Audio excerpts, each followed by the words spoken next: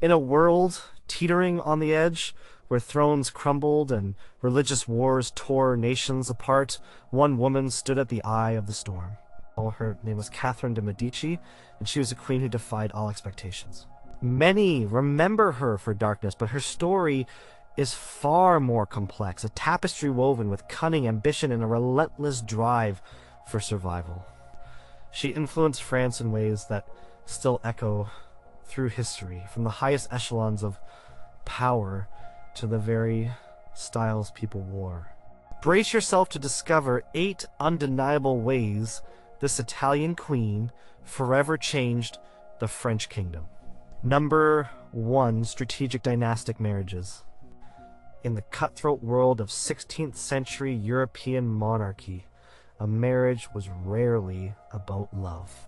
It was a political weapon, a bond forged in the fires of alliance and ambition.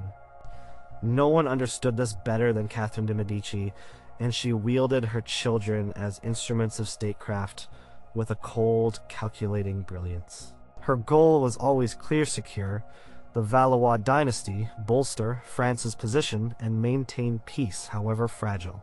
Her first major play on this grand chessboard was the marriage of her eldest daughter, Elizabeth of Valois, to Philip II of Spain in 1559. France and Spain had been bitter rivals for decades, locked in grueling wars that drained both treasuries and lives. The Treaty of Cateau-Cambrésis finally ended these conflicts, but a marriage was needed to truly seal the peace. Elizabeth, a young, vibrant princess, was offered to the powerful, austere King of Spain. This alliance was a massive diplomatic coup for Catherine. It brought an end to open hostilities with the most formidable power in Europe, freeing France to focus on its burgeoning internal problems. While the marriage removed Elizabeth from France and limited Catherine's direct influence over her, the strategic benefit of peace with Spain was immeasurable for a kingdom on the brink of religious turmoil. Elizabeth's life in the Spanish court, though seemingly distant, served as a constant reminder of the diplomatic bond, a bulwark against renewed conflict that Catherine had so cleverly constructed.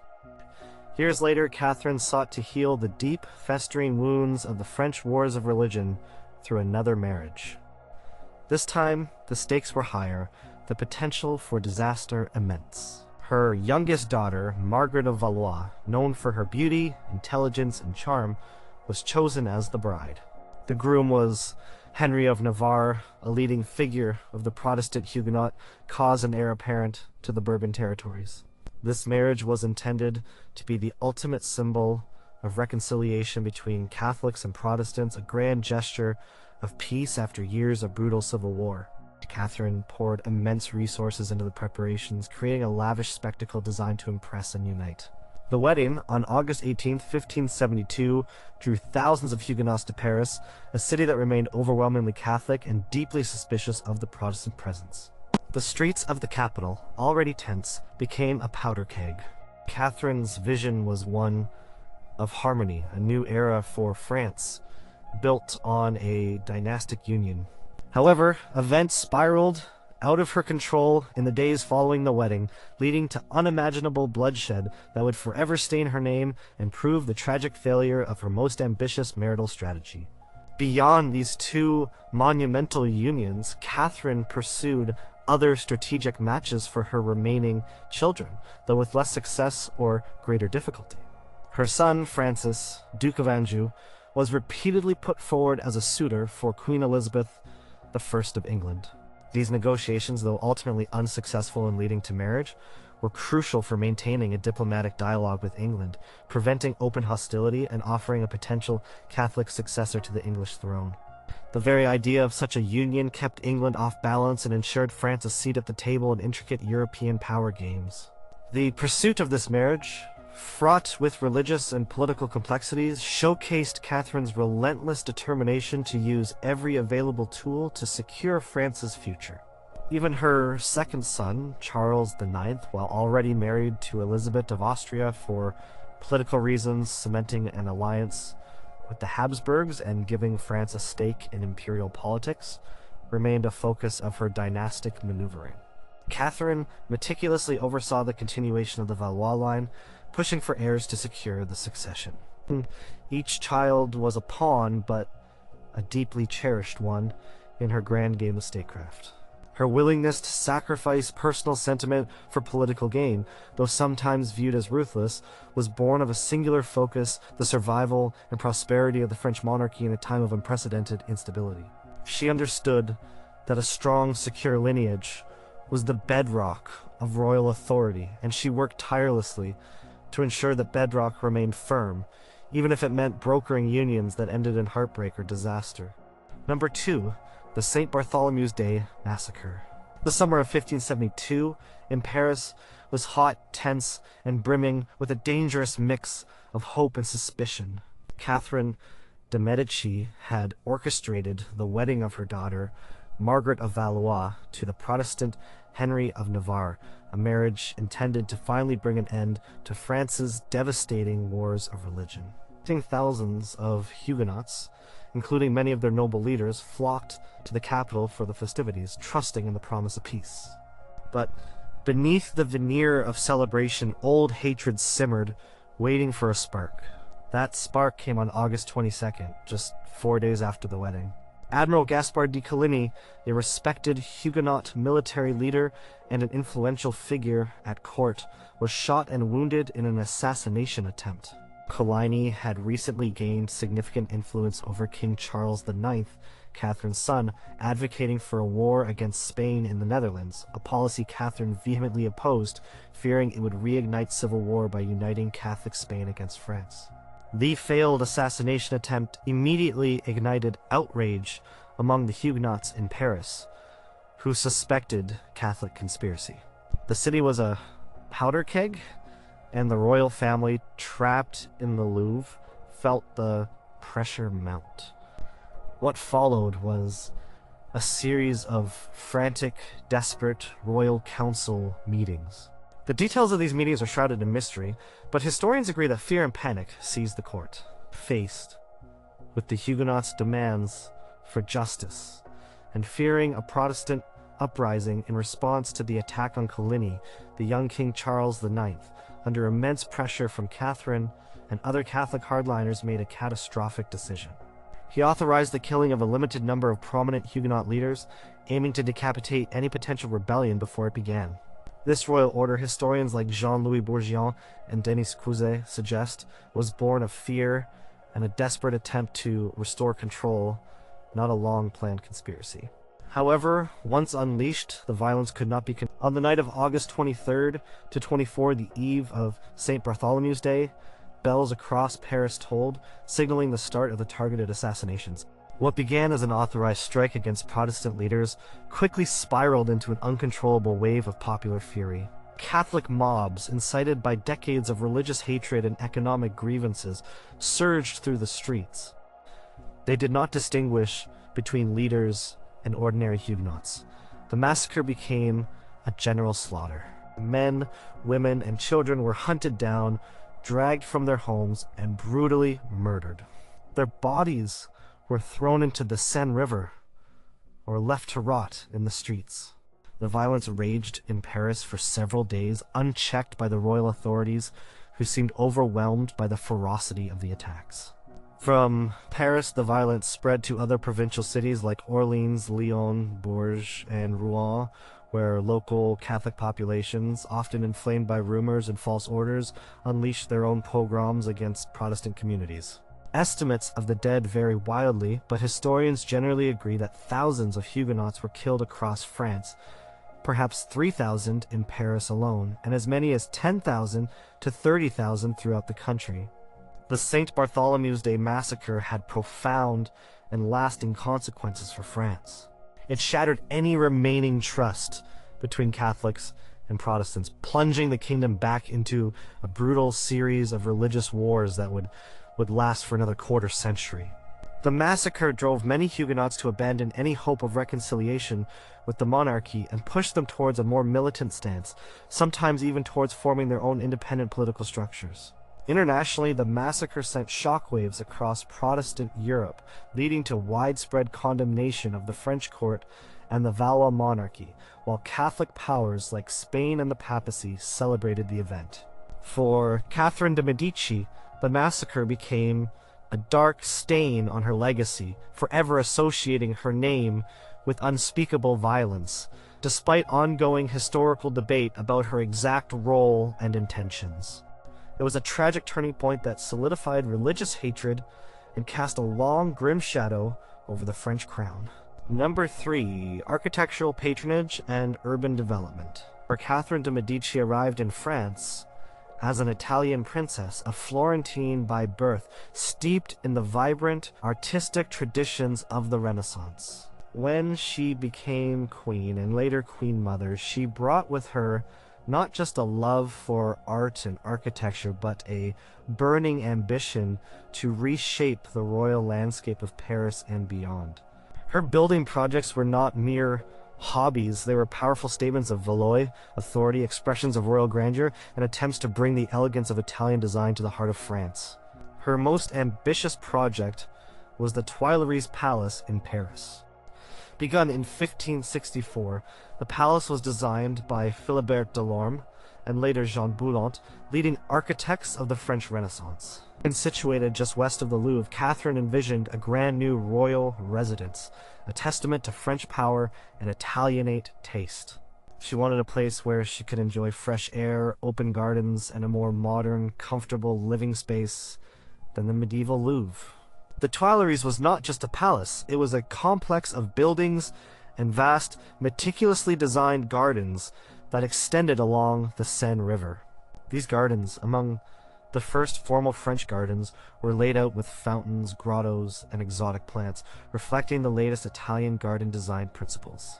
Although the palace was never fully completed to Catherine's grand vision, it became a significant royal residence and a symbol of Renaissance architecture in Paris, laying the groundwork for later developments like the Louvre's expansion and the formal layout of the city. Catherine also left her mark on other significant structures. She undertook extensive renovations and expansions at the Château de Chenonceau, a stunning castle spanning the River Cher. After her rival, Diane de Poitiers, was forced to relinquish it, Catherine acquired Chenonceau and transformed it into one of her favorite residences. She added the elegant two-story gallery across the bridge, turning the chateau into a true masterpiece of Renaissance architecture. She hosted extravagant parties and entertainments there, showcasing her refined taste and turning the castle into a hub of courtly life and artistic expression. Her personal involvement in the design and decoration of Chenonceau demonstrated her deep understanding and appreciation for architectural beauty and functionality. In Paris, Catherine also built the Hôtel de Soissons, her private residence near the Halles Market. This urban palace, though largely demolished later, was significant for its astronomical column, built for her astrologer and advisor, Cosimo Ruggieri. The column, which still stands today, was a unique architectural feature, reflecting Catherine's fascination with astrology and the cosmos, and serving as a private observatory. The Hôtel de Soissons was a sophisticated urban dwelling designed for comfort and privacy, a clear reflection of Italian palace design adapted to a French urban setting. Her patronage extended beyond grand palaces. She supported and cultivated a generation of French artists, sculptors, and craftsmen, encouraging them to adopt and adapt Italian Renaissance styles. Her influence helped to firmly establish the French Renaissance style, blending French Gothic traditions with Italian classical elements. She brought Italian stucco workers, painters, and decorators to France, who trained local artisans, ensuring a lasting impact on French decorative arts. Her investment in architecture and urban planning was a deliberate act of cultural diplomacy, a way to project French power and sophistication on the European stage, and to ensure that the Valois dynasty was associated with beauty, innovation, and modernity. She sought to create a Paris that rivaled the great cities of Italy, a capital worthy of a powerful kingdom, and her vision shaped the very fabric of the city for centuries to come. Number 4, court culture and Italian influence. When Catherine de' Medici arrived in France in 1533 as a young bride, she brought with her more than just a dowry. She brought the vibrant, sophisticated culture of Renaissance Italy. France, while developing its own courtly traditions, was still a step behind the cultural innovations flourishing in Florence and Rome. Catherine, a true daughter of the Medici, was determined to transform the French court into a center of art, music, fashion, and refined manners, mirroring the elegance she had known in her homeland. Her influence was profound, permeating nearly every aspect of court life and eventually trickling down to wider French society. One of her most visible contributions was in the realm of fashion. Catherine is credited with popularizing several trends that would define French style for centuries. She reportedly introduced the corset, a rigid bodice designed to create a slender waist and an upright posture. Though corsets had predecessors, she championed their use for the fashionable court lady. She also brought in high heels, a practical innovation for riders in muddy streets that became a symbol of aristocratic elegance. Perfumery, an Italian specialty, also received a boost from Catherine. She brought her personal perfumer, René the Florentine, to Paris, who established a famous shop and introduced new fragrances and techniques, turning perfume into an essential accessory for the French elite, a trend that still defines France today. Her emphasis on elegant dress, elaborate hairstyles, and rich fabrics set new standards for courtly attire, influencing European fashion houses for generations. Beyond appearances, Catherine transformed the entire atmosphere of the court. She introduced the fork to French dining, a revolutionary utensil that was still considered an oddity by many. Before the fork, people ate largely with knives, spoons, or their hands. Catherine, accustomed to Italian dining etiquette, insisted on its use, contributing to a more refined and hygienic dining experience at court. She also brought with her Italian chefs and a love for Italian cuisine, introducing new dishes and cooking techniques that enriched French gastronomy. Her emphasis on formal dining rituals and etiquette elevated the social aspect of meals, making them more than just sustenance. Perhaps her most lasting cultural legacy was her patronage of the performing arts, particularly ballet. Catherine loved lavish spectacles and elaborate court entertainments. She brought Italian ballet masters, musicians, and stage designers to France. In 1581, she commissioned the Ballet Comique de la Reine, the Queen's comic ballet, widely considered the first true ballet. This elaborate production, a fusion of music, dance, poetry, and elaborate stagecraft, told a narrative story through choreographed movement.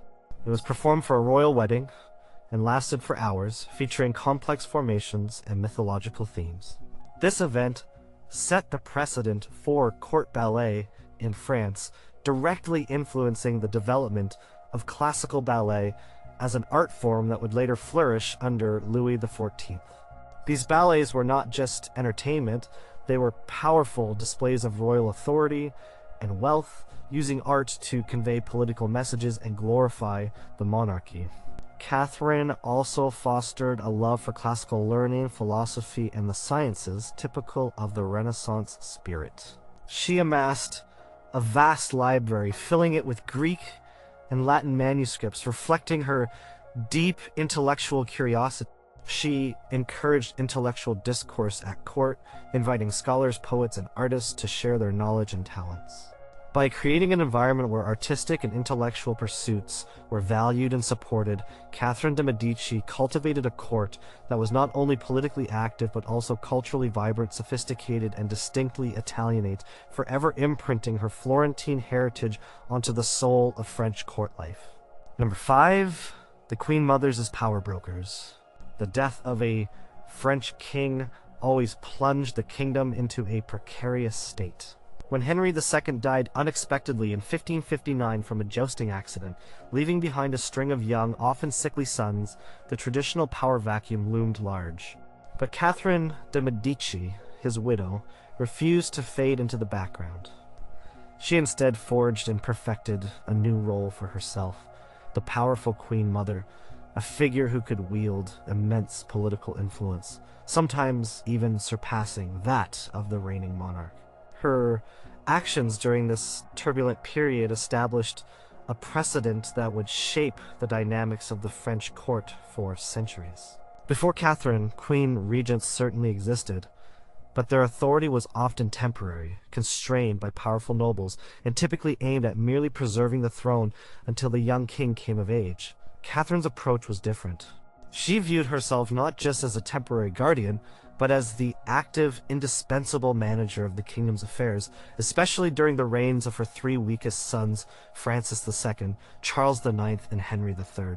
With Francis II, who ascended the throne at just 15 and died a year later, Catherine's power was initially limited by the formidable Guise family, who held sway over the young king through their niece, Mary, Queen of Scots, Francis's wife. However, even in this period, Catherine began to assert herself, laying the groundwork for greater authority. She subtly challenged the Guise dominance, using her position as the king's. It was during the long minority of Charles IX, who became king at age 10 in 1560, that Catherine truly stepped into her own as regent. She formally held the reins of power, making critical decisions regarding domestic and foreign policy. She presided over the royal council, appointed ministers, issued edicts, and negotiated with foreign powers. This was no figurehead role. She actively governed, navigating the treacherous waters of religious war and powerful noble factions. She understood that her son's weakness was both a challenge and an opportunity. By protecting and guiding them, she solidified her own authority. Her regency was marked by bold attempts at religious conciliation, like the Colloquy of Poissy, and her efforts to maintain royal authority in a fragmented kingdom. She was a constant stabilizing presence even as her sons came of age, never truly relinquishing her influence, serving as a trusted advisor and, at times, a de facto co-ruler. Even when Henry III ascended the throne after Charles IX's death, Catherine continued to exert significant sway. Henry III, though adult, often relied heavily on his mother's political acumen, experience, and vast network of contacts. She traveled throughout France on his behalf, conducting diplomacy, mediating disputes, and reinforcing royal authority in the provinces. She was his chief negotiator, his most trusted strategist, and his personal intelligence gatherer. Her political experience was unmatched in the kingdom, and she utilized it to the fullest, often making decisions and issuing orders that would normally fall to the king himself. Catherine's sustained influence transformed the understanding of the Queen Mother's role. She demonstrated that a Queen Dowager could be an enduring force in French politics, a center of power in her own right, particularly when the male line of succession was weak or vulnerable. She carved out a legitimate and powerful space for royal women in the highest echelons of government, effectively setting a precedent for future queen mothers, such as Marie de Medici and Anne of Austria, who would similarly wield immense power during the minorities of their own sons. Catherine's political longevity and active engagement reshaped the French monarchy's internal power structures, proving that royal power could flow not just through the king, but also through the shrewd and determined figure of his mother. Number 6. Attempts at religious conciliation. The wars of religion were not a single conflict, but a series of brutal civil wars that tore France apart for over 3 decades in the 16th century. For Catherine de Medici, who arrived in a predominantly Catholic France and found herself mother to a succession of weak kings, the escalating religious divisions between Catholics and the growing Protestant Huguenot population posed an existential threat to the Valois monarchy and the stability of the kingdom. Unlike many of her contemporaries who saw only holy war, Catherine, a pragmatist, initially pursued a policy of religious toleration and reconciliation, a truly remarkable and dangerous approach for her time. Her most significant early attempt at conciliation came in 1561 with the Colloquy of Poissy. Recognizing that theological arguments were fueling the conflict, Catherine convened a religious conference bringing together Catholic prelates and Protestant theologians. Her hope was that a dialogue, an open debate, could bridge the doctrinal divide and lead to a unified national church, or at least an acceptable compromise. She personally attended the lengthy debates, demonstrating her commitment to finding a peaceful solution. While the colloquy ultimately failed to reconcile the two faiths, it was a groundbreaking effort. It was the first time such a high-level theological debate had been officially sanctioned in France, and it showed Catherine's willingness to explore diplomatic, rather than purely military, solutions to the religious crisis. This approach reflected a forward-thinking attitude, an understanding that forcing conversion through violence was unlikely to succeed and would only further destabilize the kingdom. Following the colloquy, Catherine pushed for legislative measures to formalize a degree of religious toleration. In January 1562, she issued the Edict of Saint-Germain, also known as the Edict of January. This landmark edict granted Huguenots the right to worship publicly outside walled towns and privately within them, provided they did so without arms. It also recognized Protestant pastors and gave them legal protection. This was an unprecedented act of royal tolerance in a time when religious uniformity was seen as essential for state stability. Catherine believed that allowing Huguenots a measure of religious freedom might prevent them from taking up arms and would keep them loyal to the crown. The edict, however, was met with fierce opposition from staunch Catholics, particularly the powerful Guise family and the Parliament of Paris, who viewed it as a dangerous concession to heresy. The massacre at Vassy by the Duke of Guise's troops a few months later, attacking a Huguenot congregation, directly violated this edict and ignited the first of the major wars of religion. Despite the outbreak of war, Catherine continued her efforts to secure peace through negotiation and compromise. Throughout the subsequent cycles of conflict and fragile truces, she repeatedly tried to mediate between the warring factions.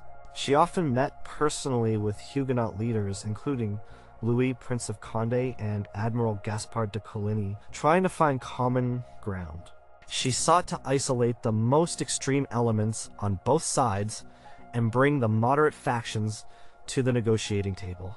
Her policies reflected a strong desire to uphold royal authority and maintain the integrity of the kingdom, which she believed could only be achieved through religious harmony, not endless bloodshed. She understood that military victory alone would not solve the deep-seated divisions. Even as late as the period leading up to the St. Bartholomew's Day massacre, Catherine's central goal was peace. The marriage of her daughter, Margaret, to Henry of Navarre, a leading Huguenot, was the ultimate expression of this strategy. It was meant to symbolize reconciliation and unify the kingdom through dynastic ties. While the massacre tragically undermined this effort, it does not erase the years of tireless negotiation, diplomatic overtures, and groundbreaking edicts that Catherine initiated. Her relentless pursuit of religious conciliation, even in the face of insurmountable opposition and repeated failures, stands as a testament to her pragmatic statesmanship and her recognition of the urgent need for a peaceful resolution to France's devastating religious conflicts. Number 7. Regency and political survival. When her husband, King Henry II, died suddenly in 1559, Catherine de' Medici was thrust into the brutal arena of French politics. She was a foreigner, a woman, and the mother of 3 sickly, inexperienced kings, Francis II, Charles IX, and Henry III, who would each reign during a period of unprecedented turmoil. France was fracturing under the weight of religious civil war, and powerful noble families like the Guise, Bourbon, and Montmorency vied fiercely for control of the young monarchs and the kingdom. Catherine's sheer political cunning and extraordinary resilience ensured the survival of the Valois dynasty against overwhelming odds, a feat of statesmanship that often goes unappreciated. Her initial position was precarious. With Francis II, her eldest son, on the throne, the ultra-Catholic Guise family, related to the king through his wife Mary, Queen of Scots, quickly seized power. Catherine was largely marginalized, though she quietly began to build her own network and influence. When Francis died, after a mere 17 months, her opportunity arrived. Her second son, Charles IX, was only 10 years old, making a regency unavoidable. Catherine, leveraging her position as Queen Mother, swiftly maneuvered to have herself declared regent, a move that placed the highest authority directly in her hands. As regent for Charles IX, Catherine faced a desperate challenge. The kingdom was on the verge of civil war, caught between the Catholic League, led by the Guise, and the Protestant Huguenots, led by the Bourbons and Admiral Coligny. She had to constantly balance these powerful factions, playing one against the other to prevent any single group from becoming too strong and usurping royal authority. She employed a strategy of calculated neutrality, avoiding a permanent alliance with either side, which often made her seem indecisive or opportunistic to her contemporaries, but was in fact a sophisticated method of maintaining the crown's independence. She convened conferences, issued edicts of toleration, and tirelessly engaged in diplomatic efforts to bring peace, always with the goal of strengthening the monarchy. Catherine traveled extensively with her sons, engaging in grand progresses through the kingdom. These journeys, like the 2-year royal tour from 1564 to 1566 with Charles IX, were not just ceremonial. They were deliberate political acts designed to reassert royal authority in the provinces, to hear grievances, and to demonstrate the presence and power of the crown to a fractured populace. She personally arbitrated disputes, met with local elites, and worked to suppress regional unrest, showing herself to be an active, hands-on ruler. When Charles IX died in 1574, Catherine faced yet another regency crisis, as her favorite son, Henry III, was in Poland, where he had been elected king. Catherine immediately resumed her role as regent, securing the succession and ensuring a smooth transition of power until Henry's return to France. Even after Henry III arrived and formally assumed the throne, Catherine continued to exert immense influence. She served as his chief advisor, negotiator, and strategist. Henry, though an adult, often lacked his mother's political stamina and foresight, relying heavily on her experience, particularly in dealing with the powerful Catholic League that threatened his rule. She negotiated on his behalf, traveled to meet with rebellious nobles and foreign ambassadors, and effectively served as his most trusted minister. Catherine's relentless focus was always on preserving the Valois dynasty and the centralized power of the monarchy. She successfully navigated through periods of regency, weak kings, and civil war, preventing the collapse of the French state. Her political survival was a testament to her sharp intellect, her mastery of diplomacy, her ability to adapt to rapidly changing circumstances, and her unwavering determination to ensure that the French crown remained firmly on a Valois head. She secured the dynasty's immediate future, allowing it to endure through decades of brutal conflict. Number 8. Espionage and information control. In the tumultuous 16th century, where information was power and secrets could mean the difference between life and death, Catherine de' Medici built an elaborate and sophisticated intelligence network that was unrivaled in France. She understood that in a kingdom rife with civil war, religious division, and competing noble factions, knowledge was the ultimate weapon. Her web of spies, informants, and coded communications gave her a crucial edge, allowing her to anticipate plots, outmaneuver rivals, and maintain a precarious hold on power. Catherine's intelligence operations were highly personalized and remarkably effective. She did not rely solely on official ambassadors or formal reports. Instead, she cultivated a vast, informal network of agents drawn from all levels of society. Her couriers carried not only official dispatches, but also secret letters and verbal messages, often encoded or disguised. She employed gentlemen of her household, ladies-in-waiting, humble servants, and even trusted foreign contacts. These individuals gathered whispers from the court, rumors from the streets, and vital information from foreign capitals. They observed, listened, and reported back to Catherine, who personally sifted through the often conflicting intelligence. One of her most famous tools was her escadron volant, or flying squadron. This was a group of beautiful, charming, and intelligent ladies-in-waiting who were renowned for their wit and allure. While often romanticized as mere instruments of seduction, these women were more than just entertainers. They were skilled conversationalists and astute observers, capable of extracting valuable information from male courtiers, ambassadors, and noblemen through social interactions. They served as Catherine's eyes and ears, gleaning insights into personal loyalties, political leanings, and private conversations that formal channels could never reveal. Their charm was a powerful asset in drawing out secrets and building relationships that could be leveraged for intelligence gathering. Catherine also made extensive use of ciphered correspondence. She employed expert cryptographers who developed complex codes to protect her sensitive communications. Historians have studied many of her surviving letters, revealing intricate ciphers that made it nearly impossible for enemies to intercept and understand her plans. This allowed her to communicate freely and securely with her agents, her children, and foreign allies, ensuring that her strategic decisions remained secret until the opportune moment. The speed and secrecy of her communications were vital in an era of slow travel and unreliable messengers. The information Catherine gathered through her network allowed her to make informed decisions in a highly volatile political landscape. She could anticipate the movements of Protestant armies, uncover Catholic League conspiracies, and gauge the loyalty of her own nobles.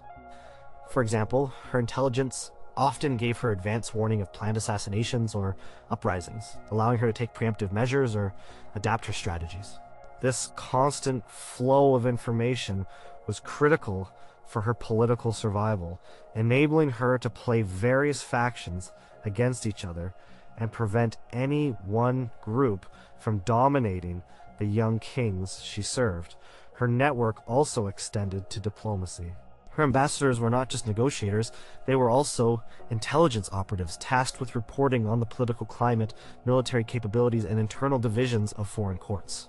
This comprehensive understanding of both domestic and international affairs gave Catherine a distinct advantage, allowing her to craft alliances, manage threats, and pursue her agenda with a clear understanding of the risks and opportunities. Catherine de' Medici's mastery of espionage and information control solidified her reputation as a cunning and formidable ruler, a woman who understood that in the grand game of power, knowing more than your adversaries was the key to survival.